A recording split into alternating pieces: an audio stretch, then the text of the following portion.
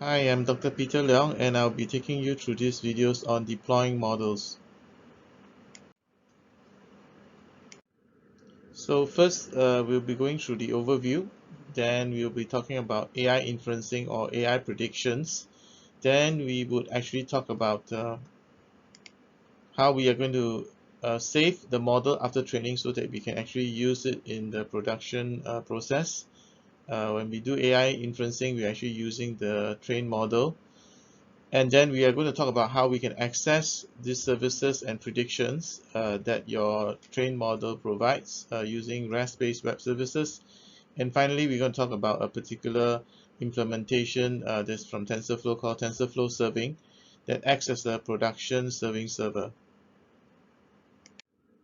So first, the overview.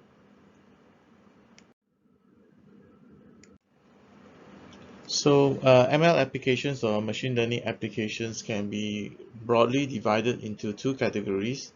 The ML pipeline applications, which is actually used for the training portion and also testing and evaluation. Basically, the process to build the models themselves is the ML pipeline, and we can also have another group of applications which are basically for the end users. The ML app, which is actually the AI inferencing or AI scoring and prediction app. So ML apps are actually not doing the training, but it's actually using the trained model to produce the output for the end user.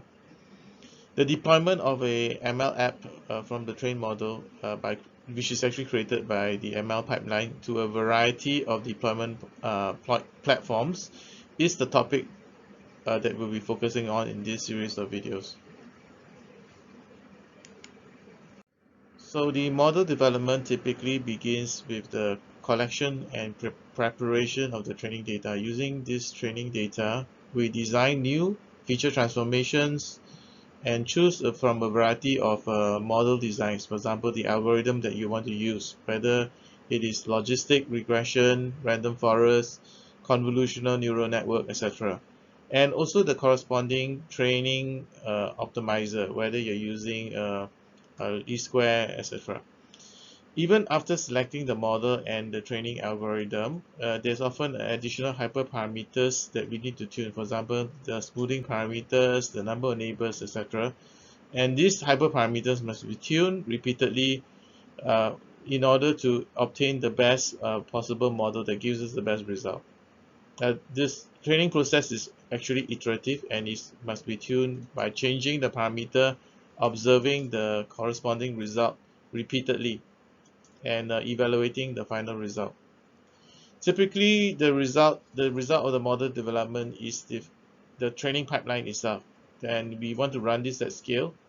The training phase executes this training pipeline repeatedly as the new data arrives to produce a new trained model that can be then used to render predictions as part of the application of service. So in other words, the pipeline is actually the product that we want to repeatedly used in order to generate the machine learning models that will be actually used when we actually deploy. The final phase of the render is actually that of rendering the predictions, often called prediction serving or model scoring or model inferencing or AI inferencing. This prediction serving requires integrating the machine learning software with other systems, including the customer-facing front-end code.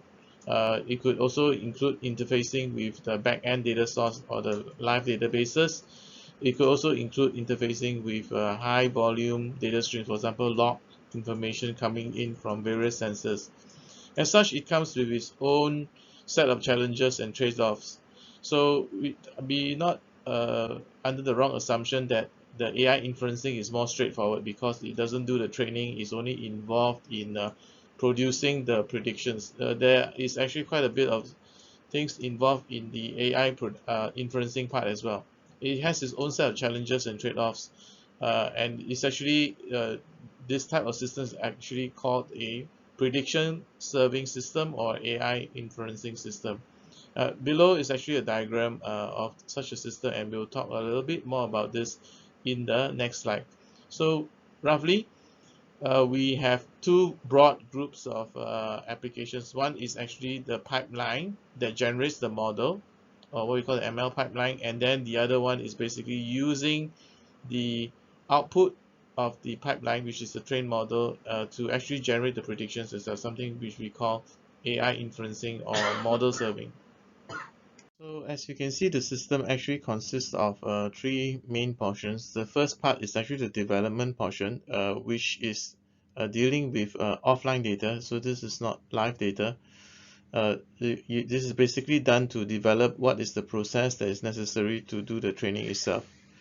Then we have the main part, which is what we will find in the ML pipeline, the training portion, which takes in the data, apply the suitable training process that you have already developed earlier in the training pipeline, and then generate the models with different kinds of results.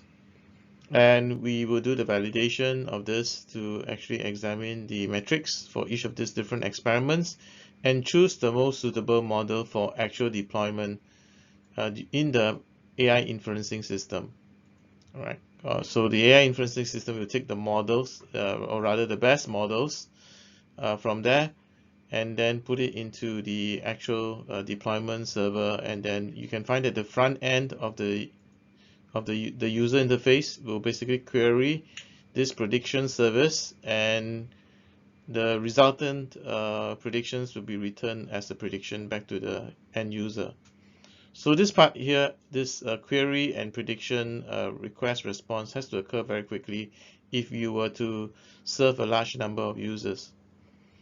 So for AI inferencing, which is the bulk of what we'll be talking about for this set of slides, this is actually a process that needs to occur very quickly in order to serve many users.